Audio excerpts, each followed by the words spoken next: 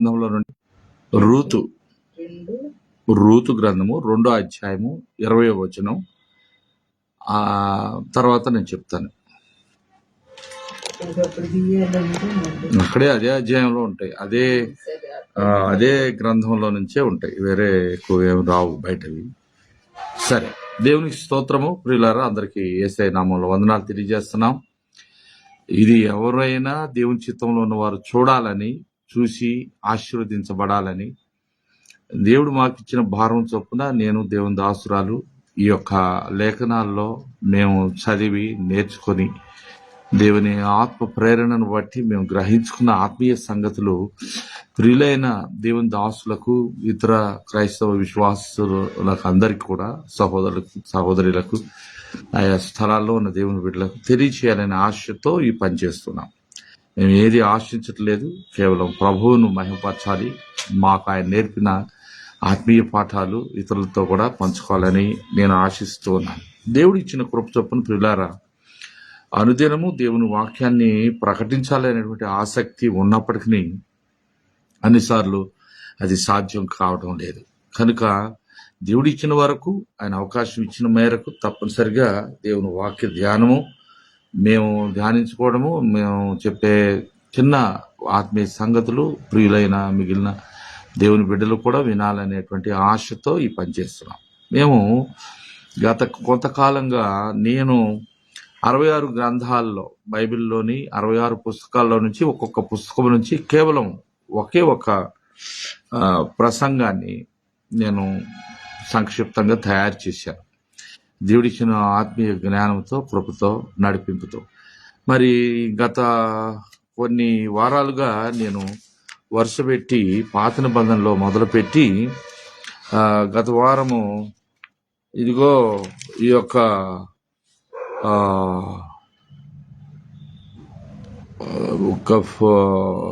Bible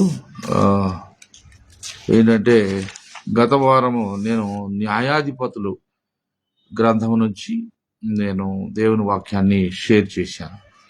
ఈ వారము మరి ప్రభు మహాకృపలో తరువాతి గ్రంథమైనటువంటి రూతులో కొన్ని ఆత్మ సంబంధమైన విషయాలను ప్రియులతో షేర్ చేస్తున్నాను. మీకు ఆసక్తి ఉన్నంత మేరకు దయచేసి విని ఇతరులతో కూడా మీరు కూడా పంచుకోవాలని ప్రేమతో మనవి చేస్తున్నాను. ప్రియమైన దేవుని బిడ్డలారా, ఈ రూతు గ్రంథంలో 2వ అధ్యాయం 20వ వచనం పాస్టర్ గారు చదివి వినిపిస్తారు. ఒక క్షణం.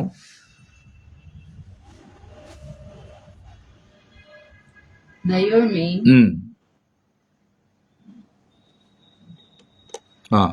2:20 బ్రతికి ఉన్న వారికి చచ్చిన వారికి ఉపకారము చేయుట మానని ఇతడు మానని సరిగ్గా చదవాలి.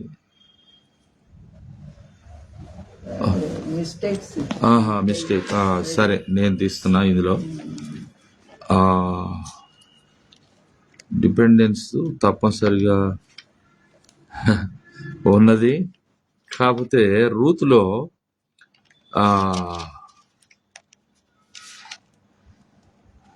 అది బదులు రూతు. ఇది చాలా దేవుని వాక్యాన్ని శ్రద్ధగా చదువుకోవాలి, దాని మీద ఎక్కువ సమయం కేటాయించుకుంటేనే దాని లోతైన ఆత్మీయమైన సంగతులు మనం తెలుసుకోగలుగుతాం. ఏదో పైన మనం చదువుదామంటే వారి సమయాన్ని బట్టి ఒక్కొక్కరు ధ్యానం చేసి తప్పక ఈ విషయాలు తెలుసుకోవాల్సిందేనండి. మరి ఓపికతో ఈ మాటలు వినాలని, దేవుడు ఇచ్చినటువంటి ఈ పనిని నేను కొనసాగిస్తూ ఉన్నాను. అది భవిష్యత్తులోనైనా అనేకులకు ఇది ప్రయోజనకరంగా ఉంటుంది అని దేవుని కృపచేత నేను గ్రహించుకొని ఈ పనిని నేను చేస్తున్నాను. నాకు ఏదో బాగా వ్యూస్ వచ్చేయాలి, అందరు నన్ను చూడాలి, నాకు ఏదో డబ్బు రావాలి, ఇలాంటి దురభిప్రాయం లేదు. ఎప్పుడూ 1 రూపాయి కూడా నేను సంపాదించలేదు. ఇలా ఇది ఎవరికి కావాలి? నేను ఎంతో కష్టపడి అనేకమైనటువంటి విషయాలు నా ఫేస్బుక్ పేజ్లో నేను షేర్ చేస్తున్నాను. ఆత్మ సంబంధమైన విషయాలు, అనేక అంశాల మీద దేవుని సేవకులు, మాతో పనిచేస్తున్నటువంటి దేవుని దాసులే చాలా మంది వాటిని చూడలేకపోతున్నారు. ఇది సిగ్గుకరమైన విషయమే, కానీ ఒప్పుకొని తీరవలసిన విషయం. ఎందుకంటే nobody is interested in spending time with the word of God. దేవుని వాక్యముతో సమయం గడపడం, దేవుడు ఏం చెబుతున్నాడు అనేది ప్రజలకు ఇప్పుడు ఎవరికీ అవసరం లేదు. ఎక్కువగా పరుగులు ఉరుకులు ప్రపంచం అయిపోయింది. వ్యక్తిగత జీవితంలో వారు పెట్టుకున్న లక్ష్యాలు చేరుకోవడానికే మనుషులు ఇదొక ర్యాట్ రేస్ లాగా, ఒక పరుగు పందెము అంతే. సరే, మనం ఎవరిని విమర్శించడానికి కాదు, కానీ వాస్తవానికి మానవ జీవితం అంత సంకుచితం అయిపోయింది, సంక్లిష్టం అయిపోయింది. సరే, ఏది ఏమైనా చిన్న ప్రార్థన చేసుకుని రూతు గ్రంథాన్ని క్లుప్తంగా ధ్యానం చేసుకున్నాం. కృప కలిగిన యేసయ్య, నీ పాదాలకు వందనాలు, స్తోత్రాలు చెల్లిస్తున్నాము. ఇదిగో మీ దాసురాలు నేను కూర్చొని ఈ పరిశుద్ధమైన లేఖనంలో ఎవరికి మీ సంకల్పంలో ఎవరు దీన్ని వినాలి, ఎవరు దీని ద్వారా ఆశీర్వదించబడాలి, ఎవరికి ఇది ఆత్మీయమైనటువంటి మేలు చేకూర్చాలనేది మీరు ముందుగానే నిర్ణయించి ఉన్నారు. దాన్ని మేము హృదయపూర్వకంగా విశ్వసిస్తున్నాం. ఈ సమయం ఇచ్చినందుకు వందనాలు. ఈ సమయం కూడా ఇది ఆడ్ టైం, ఇది అందరూ మేల్కొని ఉండే టైం కాదు. ఈ సమయం మాకు ఇచ్చారు. ఈ సమయంలో మేము దీన్ని అనేకులకు అందించాలని పడుతున్న ప్రయాసం మీరు ఫలింపచేయండి. ఆశీర్వదించి ఫలింపజేసి మమ్మల్ని అందరినీ నీ కృపలో స్థిరపరిచి బలపరచమని యేసునామములో ప్రార్థిస్తున్నాం తండ్రి. Amen, amen. చూడండి, రూతు గ్రంథంలో 2వ అధ్యాయము 20వ వచనంలో ఇలా వ్రాయబడి ఉన్నది. చూడండి ప్రియమైన దేవుని బిడ్డలారా, 2:20లో నయోమి బ్రతికి ఉన్న వారికి చచ్చిన వారికి ఉపకారం చేయుట మానని ఇతడు యెహోవా చేత ఆశీర్వదింపబడునుగా కానీ తన కోడలితో అని. మరియు నయోమి, ఆ మనుషుడు మనకు సమీప బంధువుడు, అతడు మనలను విడిపింపగల వారిలో ఒకడని చెప్పగా, మోయాబీయురాలైన రూతు, అంతేకాదు అతడు నన్ను చూచి తనకు కలిగిన పంట కోత అంతయు ముగించు వరకు తన పనివారి వద్ద నిలకడగా ఉండమని నాతో చెప్పాను. అప్పుడు నయోమి తన కోడలైన రూతుతో, నా కుమారి, అతని పనికత్తెలతో కూడనే బయలుదేరుచు వేరొక చేనులోని వారికి నీవు కనబడకపోవటం మంచిదని. చూడండి, ఇక్కడ ప్రియమైన దేవుని బిడ్డలారా, సమీప బంధువు అనేటటువంటి ప్రాథమికమైనటువంటి ప్రధానమైనటువంటి ఆలోచన విధానాన్ని మనం ఒకసారి గమనించాలి. దేవుని కృప చొప్పున అందులో ఉన్న భావాన్ని మనము గ్రహించుకోవాలి. ఈ రూతు గ్రంథంలో మనం గమనించినట్లయితే సమీప బంధువు, కిన్స్మాన్ రిడీమర్ అంటాం ఇంగ్లీష్లో. ఇది ప్రభు అయిన యేసుక్రీస్తు వారి యొక్క సూచనగా, యొక్క ముంగుర్తుగా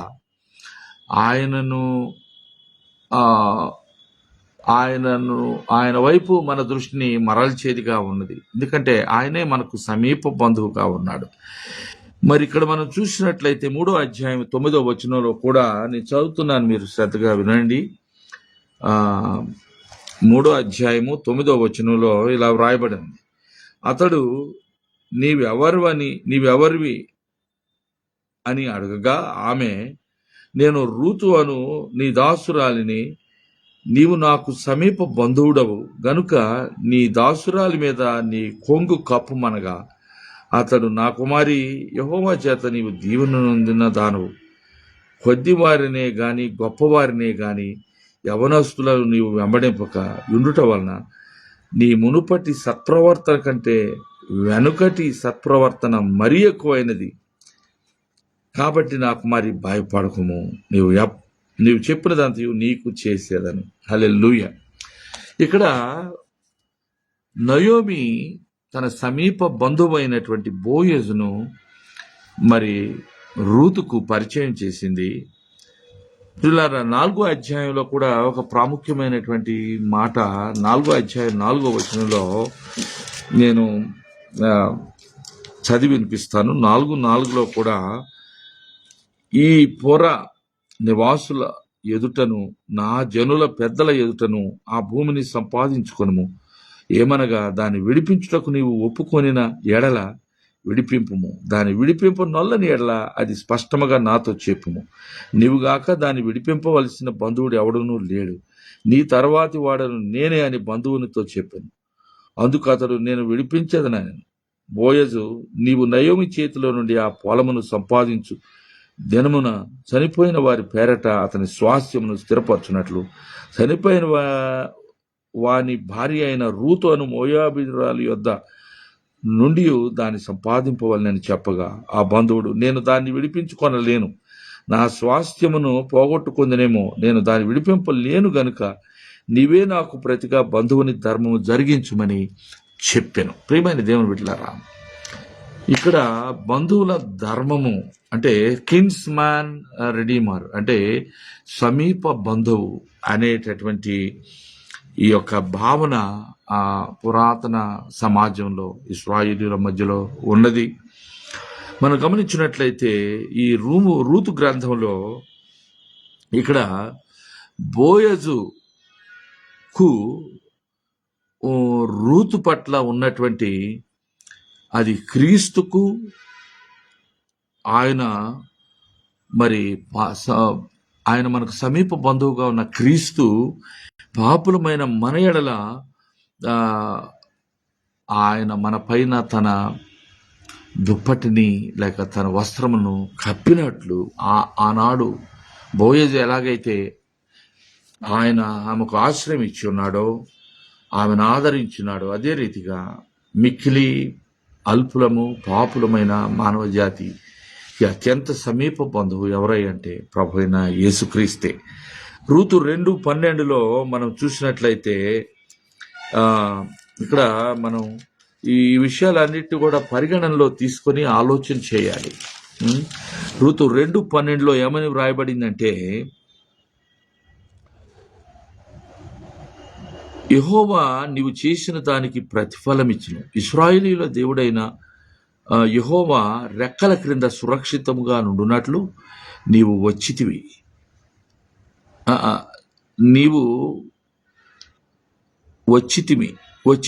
ఆయన నీకు సంపూర్ణమైన బహుమానం ఇచ్చునని ఆమెకు ఉత్తరం ఇచ్చును.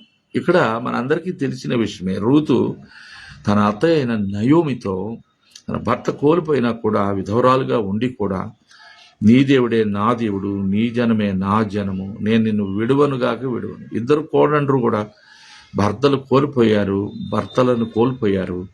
అయినను మరి నయోమిని విడిచిపెట్టకుండా ఇద్దరు కొంత దూరం వచ్చారు. కానీ ఇంకొక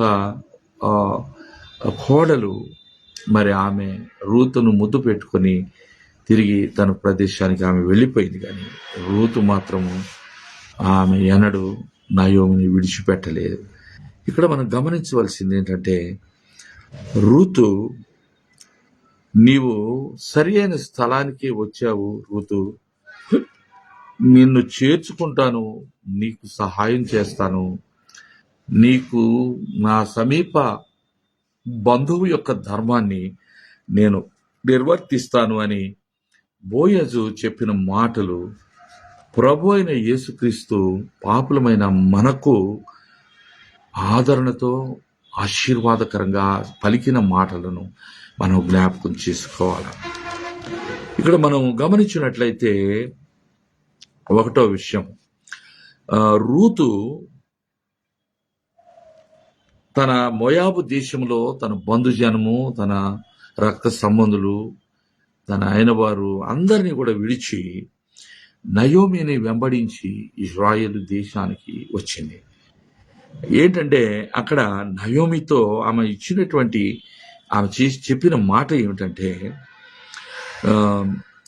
పాత దేశము తను ఉంటున్న పురాతన తను మొదటి నుండి ఉన్న దేశము, తన స్వజనులు, ఒక నూతనమైన దేవుడు ఇశ్రాయేలీయుల దేవుడైన యెహోవాను, అలాగే వెనుకకు తిరిగి వెళ్ళడానికి నిరాకరించినటువంటి ఈ రూతు యొక్క జీవితము విశ్వాస యొక్క జీవితానికి అద్దం పడుతుంది. ప్రభువును విశ్వసించిన బిడ్డలు ఎప్పుడు కూడా లోకానికి వెళ్ళాలని కోరరు, వెనుక వైపు చూడరు, వెనుక విడిచిపెట్టిన వాటిని మరలా హత్తుకొని అవే నాకు ఆశ్రయమని పాత జీవితానికి ఎన్నడూ వారు వెళ్ళరు.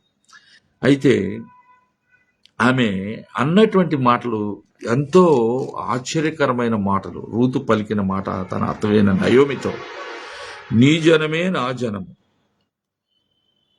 నీ దేవుడే నా దేవుడు. అది మారు మనసు పొందిన పాపి యొక్క సమర్పణ. అది, దేవా నీవు తప్ప నాకెవరు లేరు, నేను నిన్నే ఆశ్రయించాను, నీ సన్నిధియే నాకు కావాలి, నీ రక్షణయే నేను కోరుకుంటున్నాను అని చెప్పేసి ఒక పాపి పరిశుద్ధుడైన దేవునికి మొర్ర పెడుతూ ఉంటాడు. ఇక నేను వెనుక వెళ్ళను, నాకు అది అసహ్యకరమైన పాత జీవితము, పాత లోక సంబంధమైన అపవాది సంఖ్యలలో బ్రతికిన చీకటిలో నేను సంచరించిన నా జీవితము ఎప్పుడు నిన్ను విడిచి నేను ఎక్కడికి వెళ్ళను, నీవే నా దేవుడవు. రెండవదిగా ఆ యొక్క రూతు ఒక అన్యురాలుగా, మరి మునుపు పరిచయం లేని ఒక వ్యక్తిగా, ఒక అపరిచితమైనటువంటి వ్యక్తిగా ఉన్నది.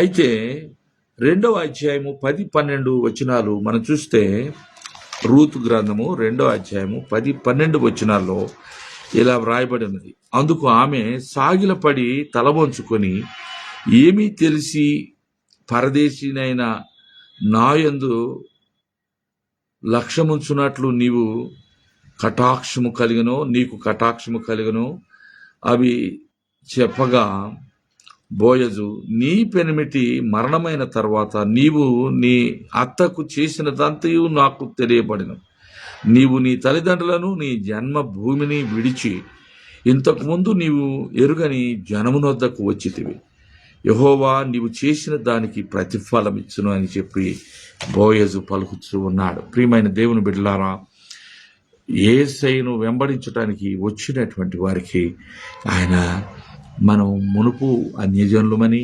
లోకస్తులమని, సాతాను అధికారం క్రింద జీవించిన వారమని, మోసగింపబడిన వారమని, పాపమనే దాస్యములో మగ్గినటువంటి వారమని మనం గమనించాలి. బోయజు రూతును వెతుకుతూ ఉన్నాడు. ఆమె ఎంతో ఆశ్చర్యపోతుంది. మరి ప్రతి పాపి కూడా ప్రభువు ప్రతి పాపిని వెతుకుతూ ఉన్నాడు.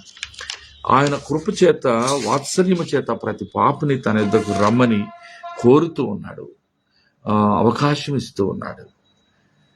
దేవుడు పాపిని తాను దేవుని వెదక్క మునిపి ఆయనే ఆ పాపిని వెదికాడనే విషయాన్ని ఈ బోయజు చూపిన వాత్సల్యము, ఆ అన్యురాలైన మోయాబు స్త్రీ అయిన, విధవరాలైన రూతుతో ఆయన అంత దయగా మాట్లాడినాడు. ప్రియమైన దేవుని బిడ్డలారా, దేవుని వాక్య సత్యాలు ఎప్పుడు కూడా మన జీవితాలకి అత్యంత ఆవశ్యకమైనటువంటి సత్యాలు. వాటిని ఎప్పుడూ మర్చిపోకూడదు. మరి మూడవదిగా ఇందులో విమోచన అనేది ఇక్కడ కనిపిస్తూ ఉంది. ఇక్కడ రూతు గ్రంథంలో 4వ అధ్యాయము 1 నుండి 10 వరకు, 4వ అధ్యాయము 1 నుండి 10 వరకు మనం చదివినట్లయితే, బోయజు పురద్వారమునొద్దకు పోయి అక్కడ కూర్చుండగా, బోయజు చెప్పిన బంధువుడు ఆ త్రోవను పోవుచుండెను గనుక బోయజు, పోయి ఈ తట్టు తిరిగి ఇక్కడ కూర్చుండమని అతన్ని పిలువగా అతడు వచ్చి కూర్చుండెను. బోయజు ఆ ఊరి పెద్దలలో 10 మందిని పిలిపించుకొని అక్కడ కూర్చుండమని చెప్పగా, వారును కూర్చుండ్రి. అతడు మోయాబు దేశం నుండి తిరిగి వచ్చిన నయోమి మన సహోదరుడైన ఎలీమెలెకుకు కలిగిన భూభాగమును అమ్మివేయుచున్నది గనుక నీవు చెవులార వినున్నట్లు నేను ఒక సంగతిని తెలియజేయవలనని ఉన్నాను. ఈ పుర నివాసుల ఎదుటను నా జనుల పెద్దల ఎదుటను ఆ భూమిని సంపాదించుకొనుము. ఏమనగా దాని విడిపించుటకు నీవు ఒప్పుకొని ఎడల విడిపింపుము, దాని విడిపింపనొల్లని ఎడల అది స్పష్టముగా నాతో చెప్పుము. నీవుగాక దాన్ని విడిపింపవలసిన బంధువుడు ఎవడునూ లేడు. నీ తరువాతి వాడను నేనే అని బంధువునితో చెప్పాను. అందుకు అతడు, నేను విడిపించదను అనెను. బోయజు, నీవు నయోమి చేతి నుండి ఆ పొలమును సంపాదించు దినమున చనిపోయిన వాని పేరట అతని స్వాస్థ్యమును స్థిరపరచునట్లు చనిపోయిన వాని భార్య అయిన రూతు అను మోయాబీయురాలి యొద్ద నుండి దాన్ని సంపాదించవలనని చెప్పగా, ఆ బంధువుడు, నేను దానిని విడిపించలేనని, నా స్వాస్థ్యమును పోగొట్టుకొందునేమో, నేను దాన్ని విడిపించలేను గనుక నీవే నాకు ప్రతిగా బంధువుని ధర్మము జరిగించమని చెప్పాను. వాస్తవానికి జరిగింది ఏమిటంటే, బోయజు అదే గ్రామంలో ఆమె నయోమి యొక్క బంధువులలో సమీపస్తుడిగా ఉన్న ఒక వ్యక్తి ఆ భూమిని తానే కొనుక్కోవలసిన ధర్మం ఉన్నది. కానీ ఆ భూమితో పాటు ఆ చనిపోయిన వ్యక్తి యొక్క భార్యకు తగిన న్యాయం చేయటానికి అప్పట్లో ఉన్న చట్టము, అప్పట్లో ఉన్న ఆచారము, ప్రజలందరూ గౌరవించే విధానమును కిన్స్ మ్యాన్ రెడీమర్ అని ఇంగ్లీష్లో అంటాం. అంటే సమీప బంధువు విడిపించే విధానం. మరి అది బోయజు అతనికి ఇచ్చాడు అవకాశం. ఆమె నయోమి యొక్క సమీప బంధువు. అయితే చనిపోయిన వ్యక్తి యొక్క భార్యను ఆమె దగ్గర నుండి ఆ భూమిని తీసుకోవాలి, అంతేకాకుండా ఆమెకు తగిన న్యాయం చేయాలి. అది అతను చేయగలిగిన శక్తి లేదు. నేను కూడా నష్టపోతానేమో అని భయపడి అతను ఆ పనికి ముందుకు రాలేదు. అది నా తర్వాత నీవే కదా, ఆ పని నీవే చెయ్యి అని చెప్పేసి బోయజుకు చెప్పినప్పుడు బోయజు ఆమెను మరి న్యాయం చేయటానికి, ఆమెకు కృప చూపటానికి, ఆమెను స్వీకరించటానికి, సమీప బంధువు యొక్క ధర్మాన్ని నెరవేర్చడానికి ఆయన సంసిద్ధుడయ్యాడు. ప్రియమైన దేవుని బిడ్డలారా, ఈ రోజున మనం ఆలోచించినట్లయితే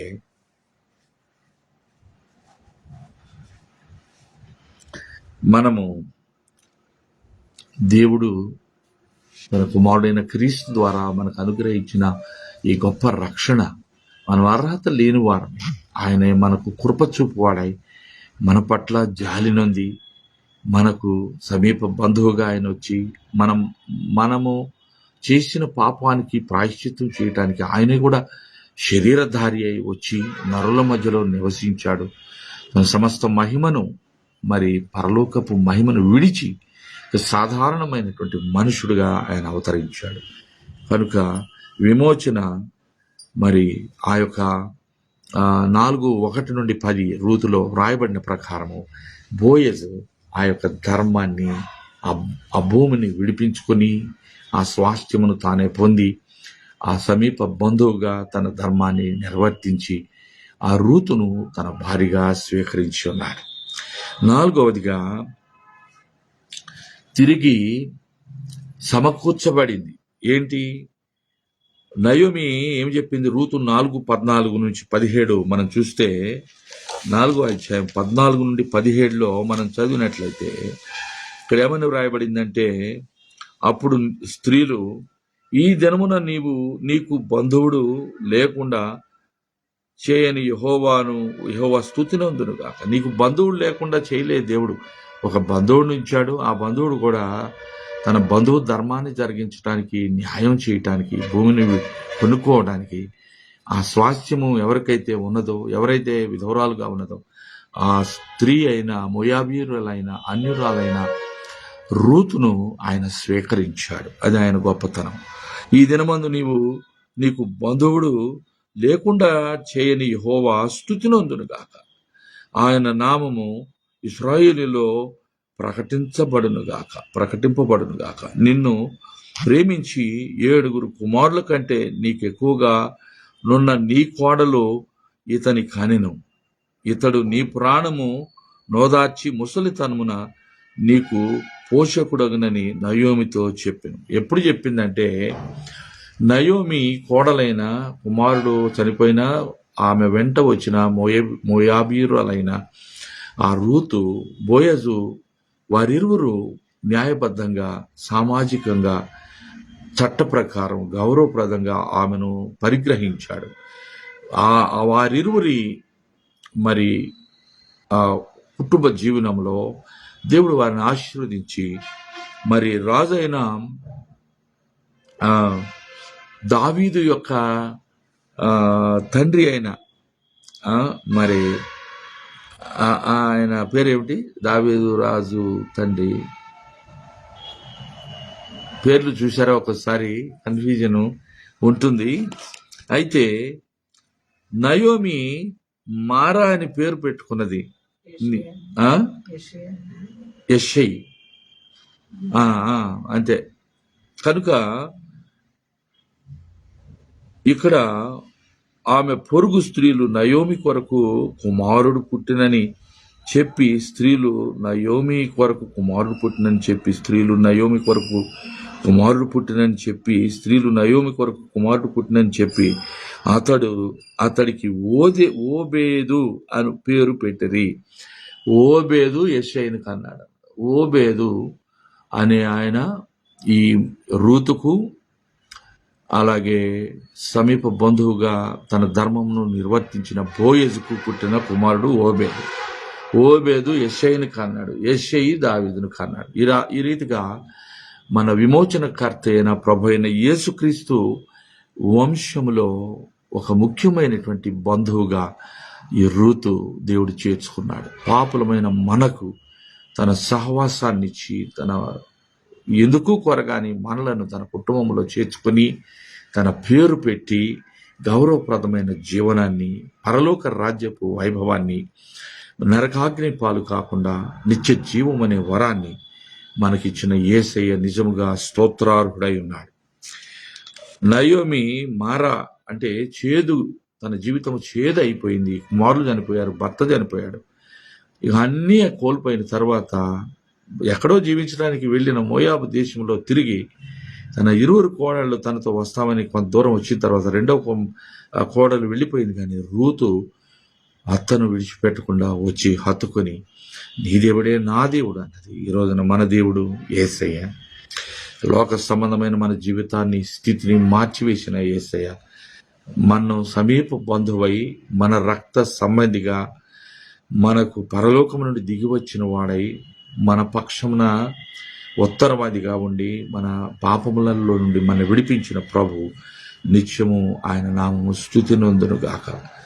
ఆయన ఎప్పుడైనా యేసయ్య అదే రూతు ఎలాగైతే బోయజు యొక్క వస్త్రమును కప్పబడి ఆయన యొక్క ఆశ్రయము పొందింది, అదే రీతిగా ఎప్పుడైనా ఆలోచించేశారా పిల్లరా? యేసుక్రీస్తు ప్రభు వారి యొక్క ఆశ్రయము మన సమీప బంధువుగా ఉండి ధర్మమును జరిగించి పరలోకపు మహిమలో నుండి దిగి వచ్చిన ప్రభువే మన స్థానంలో శిక్షావిధిని భరించి రక్తంను చిందించిన వాడు.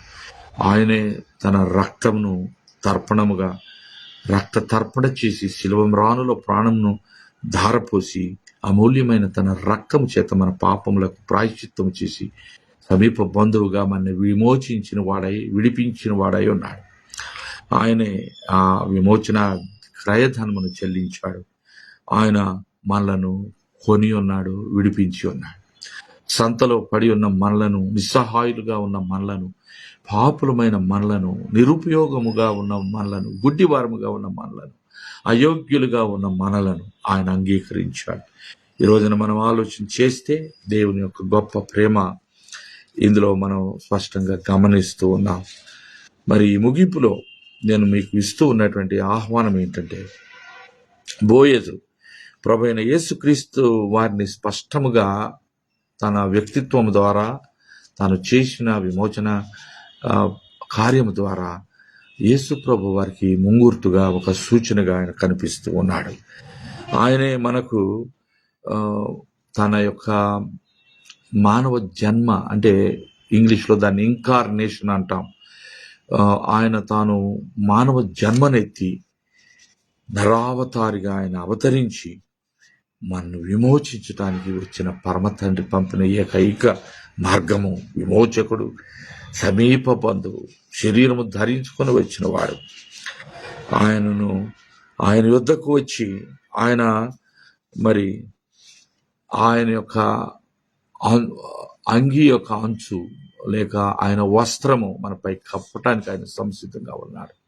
మనకు విడుదల ఇవ్వటానికి, మనకు క్షేమాన్ని కలిగించటానికి, మన తప్పులు మన్నించటానికి, ఈ రోజున పాపులుగా ఉన్న మనలను ఆయన ప్రేమించి తన వస్త్రమును మనపై కప్పి మనకున్న అవమానమును, నిందను విడిపించటానికి, సమీప బంధువుగా తన ధర్మం జరిగించటానికి పరలోకపు మహిమలో నుండి దిగి వచ్చిన యేసయ్య ఈ రోజున మనం అంగీకరిద్దామా? ఆయన చేర్చుకుందామా? ఆయనే మన సమీప బంధువు, ఆయనే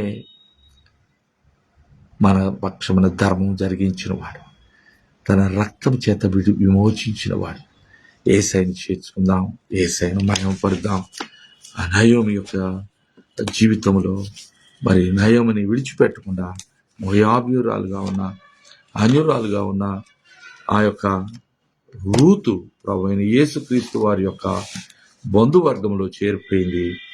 ఆమె అన్యురాలైనా కూడా యేసయ్య గొప్ప బంధువర్గంలో పూర్వీకుల రాలుగా ఆమె నిలిచిపోయింది, చరిత్ర సృష్టించింది. ప్రియమైన దేవుని బిడ్డలారా, మనం కూడా అంతే కృపను పొందిన వారమై కుమారుడైన క్రీస్తు ప్రభు యొక్క నూతన జన్మ అనుభవాన్ని బట్టి, ఆయన ఇచ్చిన రక్షణను బట్టి మన ఆత్మ సంబంధమైన జీవితంలో మనం ముందడుగు వేసి ప్రభువుకి ఇష్టలుగా జీవించడం ద్వారా ప్రశంసింపబడతాము, ఆశీర్వదించబడతాము.